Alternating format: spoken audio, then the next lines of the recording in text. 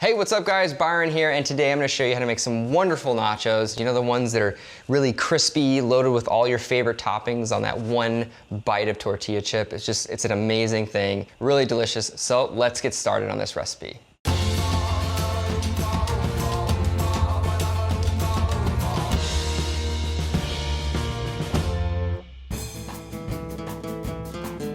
So the first thing you want to get started is get your pot of oil going. You don't want to fill it up any more than halfway, and I recommend using canola oil.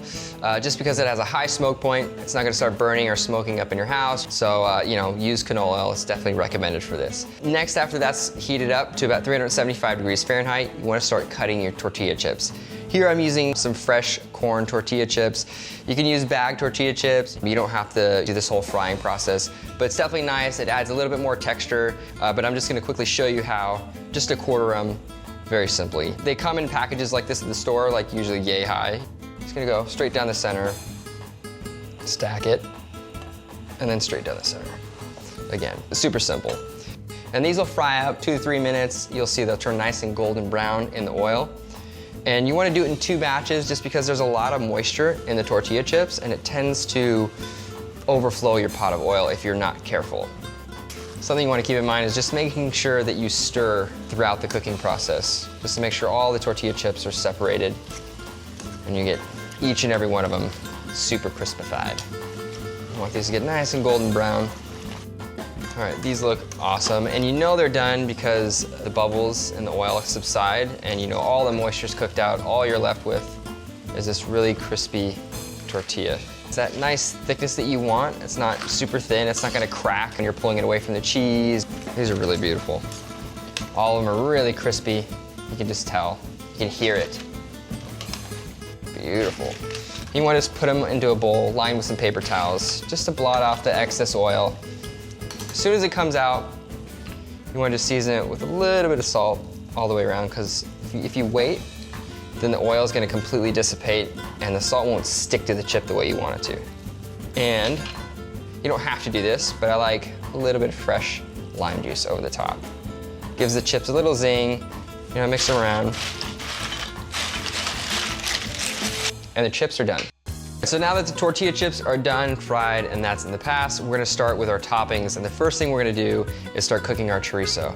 Now you want a hot saute pan ready to go, and chorizo is basically a spicy ground sausage. You can use pork, beef, chicken, but it tends to usually be pork, and it has lots of red spices, cayenne, paprika, different chili flakes and things like that for that spice factor. It's really good with nachos and loads of other things. It's a great application for this recipe. So basically they come in these little cases. I cut the edges off of this casing just so it comes out real easy. And I'm just gonna slide the meat right out, just fall straight out of the casing. And it'll cook really quick, so just keep that in mind. All right, this is gonna take about 10 minutes to crisp up. You want them nice and crispy, and you want to make sure that this is completely cooked through. Chorizo's done, nice and crispy. And then basically I'm gonna start building my nachos. So you just want to sprinkle your tortilla chips, as evenly as possible around the plate, from edge to edge. These tortilla chips are beautiful, nice and thick, really crispy. And then now I'm just going to top it with some of the chorizo, just to sprinkle it generously around the crispy tortilla chips. Make sure it's like on, all of your chips. All right, that's good. And then I'm gonna top it with some freshly grated cheddar cheese. I like sharp cheese. I like that tangy, salty bite to it. But you can use provolone or Swiss, even pepper jack if you want a spicy cheese. But this is pretty standard for your nachos. You want that sharp cheddar cheese. That's ready to go. So sprinkle just a few jalapeños if you like the spice.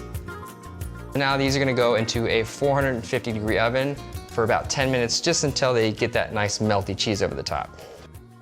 Oh, the jalapeños, the cheese, the chorizo. Smells so good. So I have some really delicious toppings over here, very standard. Some diced up tomatoes, I got my avocado, some roughly chopped cilantro, sour cream, and some snipped chives, just to have a nice little onion, flavor going on there. And basically you're just gonna top it with all these toppings and then finish it off with the sour cream, but you wanna just evenly spread it out. Oh my gosh, this smells amazing. The jalapeños are almost like stinging my nostrils right now, which is a good thing. I like spice. And then I'm gonna do some sour cream, a few dollops.